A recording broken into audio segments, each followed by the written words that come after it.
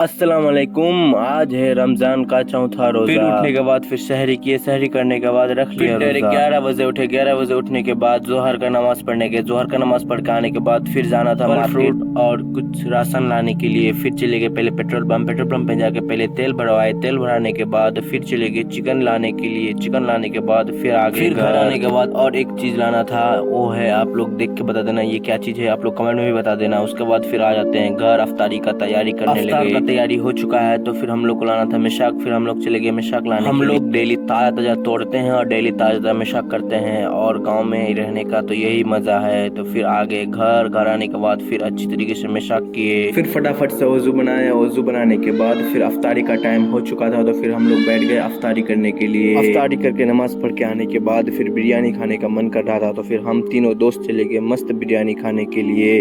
चले इसी के साथ इस ब्लॉग करते हैं यहीं पे and thank you, subscribe and follow. Bye bye, take care.